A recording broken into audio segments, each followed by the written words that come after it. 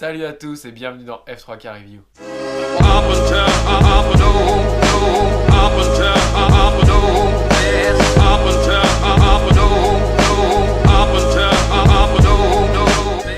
Alors, aujourd'hui c'est le coup de gueule du lundi.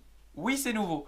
Tous les lundis, il y aura un coup de gueule. Donc ce sera concernant le F3K, donc des choses que j'ai entendues, que j'ai vues, que je pense pouvoir défendre ou approuver sous certains points.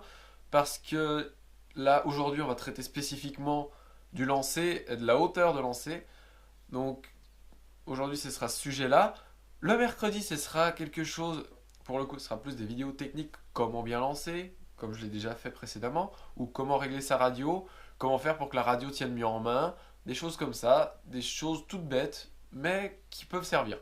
Le but, c'est de raccourcir les vidéos, faire des contenus plus clairs, et que ce soit plus facile pour vous de vous y retrouver et que vous ayez une meilleure vue d'ensemble dans le domaine du F3K. Le vendredi, ce sera des vidéos libres en fonction de ce que vous m'avez demandé en commentaire ou sur les forums ou sur Facebook.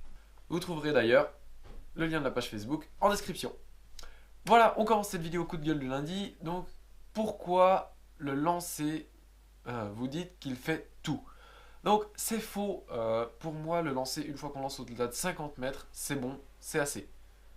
Une fois qu'on dépasse les 50 mètres, c'est une marge supplémentaire, c'est une sécurité qui fait qu'on assure plus le vol. Parce qu'un 9,58, il ne faut pas oublier que si on sait où est la pompe, on peut le faire d'un lancer javelot à 5 mètres. Ça, on peut le faire. Donc voilà, le fait de rattraper au ras des touffes à 2 mètres et de partir dans la pompe, de satelliser, dès que vous avez un niveau de pilotage qui permet de spiraler la pompe, de la sentir, vous pouvez le faire. Donc à partir de 50 mètres, normalement, c'est largement faisable. On parle bien d'une météo standard, donc avec des thermiques et des dégueulantes régulières, etc. Où c'est pas une météo trop compliquée, il n'y a pas trop de vent, il n'y a pas plus de 10-15 km/h, voilà. Météo simple. Là où la hauteur de lancer peut faire la différence, c'est dans le tout petit temps. C'est-à-dire où il n'y a quasiment pas de thermique, voire pas du tout. Où c'est juste des légères zones de portance qu'il faut réussir à trouver. Donc là, effectivement, le lancer, la victoire, elle peut se jouer sur 5 mètres de lancer. Pourquoi je dis 5 mètres? Parce que ça ne se jouera pas à 1 mètre, parce que les réglages du planeur vont faire qu'il va chuter à quelques centimètres secondes de différence en fonction du réglage. Donc ça peut aller pour les planeurs extrêmement bien réglés sur la plage maximum de performance à environ 28 à 30 cm par seconde de taux de chute. Et pour les planeurs pas bien réglés, ça peut aller à 50 cm par seconde, vraiment en étant vraiment très mal réglé. Donc voilà ce que je voulais dire. Donc en général, sur des planeurs bien réglés, ça va jouer entre 28 et 35 cm par seconde. Donc c'est pour ça que 5 mètres au lancer, ça peut faire une différence.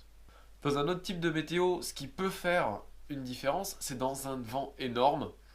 Donc là, clairement, si vous lancez 10 mètres plus haut ou moins haut, ça peut faire toute la différence, comme rien du tout. Parce que des fois, on lance à 70 mètres, on fait des vols de 40 secondes.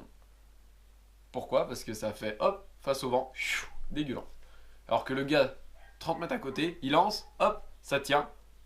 Mais il était 20 mètres plus bas que vous, mais il a trouvé un truc qui tient, il a tenu 10 secondes de plus. Alors là, bon, bah, c'est au petit bonheur la chance, j'ai envie de dire, mais des fois, le lancer fait pas toute la différence. Donc, voilà un peu. Donc, je me base uniquement sur la météo standard, qu'on va appeler, donc avec des pompes, des dégueulantes et un petit vent. Donc, dans cette météo-là, dans l'absolu, au-delà de 50 mètres, vous êtes bien. Si vous êtes en dessous de 50 mètres en compétition, ça peut handicaper un petit peu, mais si vous êtes au-delà de 50 mètres, il n'y a pas de raison que vous ne fassiez pas le 1000 si vous savez où est la pompe et si votre planeur est bien réglé et que vous pilotez bien. Donc il n'y a pas besoin d'avoir un niveau exceptionnel, un thermique, ça reste de l'air qui monte, donc dans l'absolu, tant qu'on reste dedans, le planeur monte. Donc ce qui est vraiment important au final, c'est pas vraiment la hauteur de lancer, c'est savoir où lancer. Si vous lancez, que vous savez où est la pompe, vous êtes sûr de faire le 1000. C'est tout. Une fois que vous l'avez trouvé, plus de questions à se poser, vous la suivez, vous rentrez, vous faites votre temps. Après, il y a un petit peu de stratégie, etc. pour savoir où relancer, etc. Ça, je l'expliquerai dans une autre vidéo. Ou aussi, vous pouvez regarder comment s'entraîner comme un pro et vous verrez un petit peu les techniques que j'utilise. Voilà pour aujourd'hui, donc j'espère que cette vidéo vous a bien aidé. Si vous souhaitez voir plus de vlogs comme ça, n'hésitez pas, mettez un commentaire. Vous pouvez aussi me donner un sujet pour le prochain coup de gueule sur ce que vous voulez que je débatte, ou que je donne simplement mon point de vue. Donc ce qu'il faut retenir, si vous lancez au-delà de 50 mètres, bravo. Si vous n'y arrivez pas encore, n'hésitez pas à regarder ma vidéo comment lancer toujours plus haut. Si vous êtes bien au-delà des 50, 60, voire 70 mètres, eh bien, sachez que vous avez une belle marge. Et maintenant, travaillez, entraînez-vous. Les podiums vous souriront. Allez, à bientôt. Ciao.